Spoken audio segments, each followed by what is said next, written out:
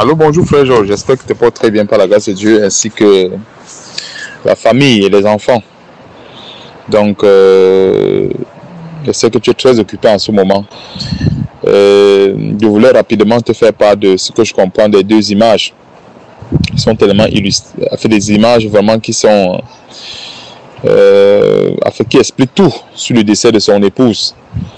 Et on peut constater que dans l'image de gauche, il y a une élévation diabolique. Et cette élévation est caractérisée par le lion qui a la couronne.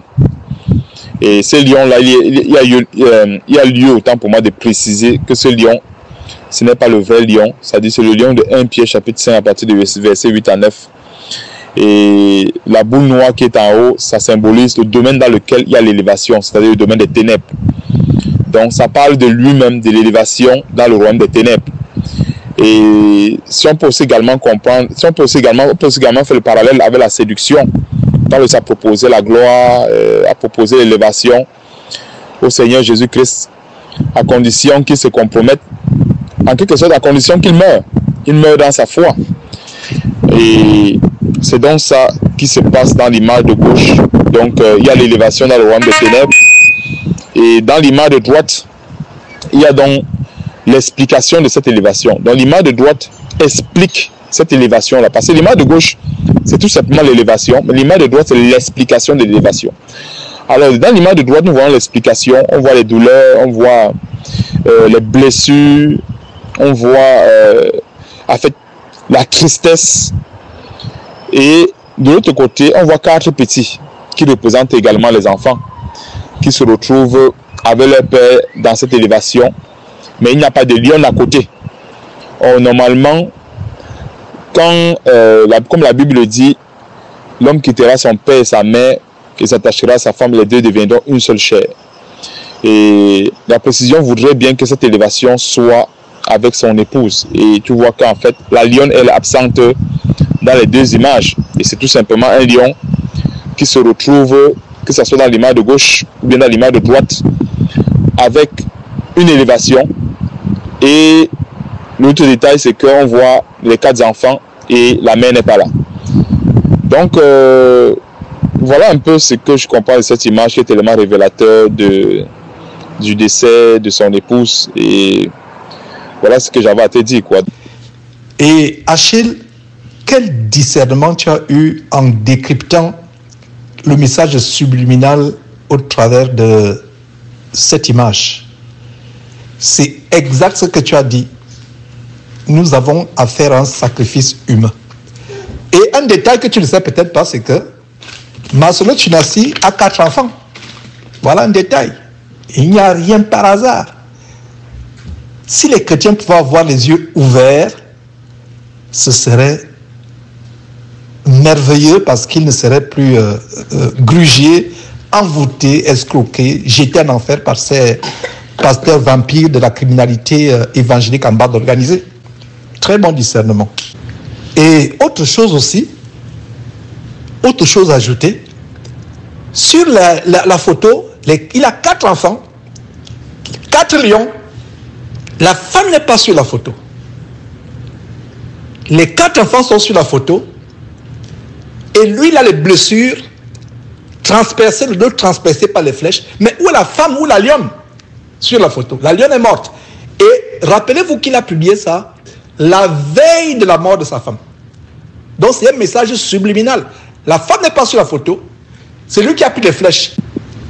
Et ce n'est pas étonnant que le bandit, le général de la folie, Makosso, vienne nous défendre en disant justement ce qui est dans cette publication. Il y a un prix à payer. L'élévation a un prix. Il faut sacrifier. Et après, il y aura une gloire plus tard. En fait, c'est l'évangile du royaume maintenant. Même les couronnes là, c'est l'évangile du royaume maintenant.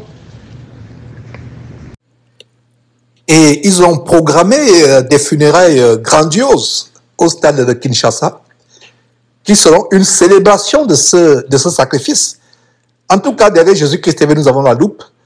Nous reviendrons pour décrypter tout ce qui va se passer. Et quand vous allez dire sur les réseaux sociaux, les différentes photos qui sont publiées, c'est une célébration.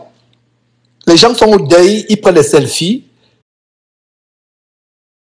Et tous ces personnages qui sont autour de maçonnerie Sunassi, vous avez affaire à des francs-maçons. C'est le Gotha, c'est les loges de la franc-maçonnerie à Kinshasa. J'ai beaucoup de choses à dire là-dessus, plaisir dans les jours à venir. Rien ne sera caché de ces funérailles qui se passeront au stade de Kinshasa. Rien ne sera caché. Nous allons passer la loupe, monter ce qui est caché. Depuis des années, nous dénonçons ces choses. Les gens ne veulent pas comprendre.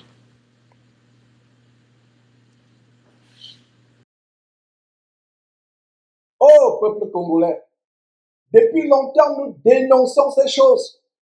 Comment aimez-vous la mort? Comment aimez-vous la mort? Ce qui s'est passé, c'était une cérémonie de sorcellerie, de magie nécromancienne, comme je vais le démontrer très brièvement. C'était une cérémonie de nécromancie, de magie.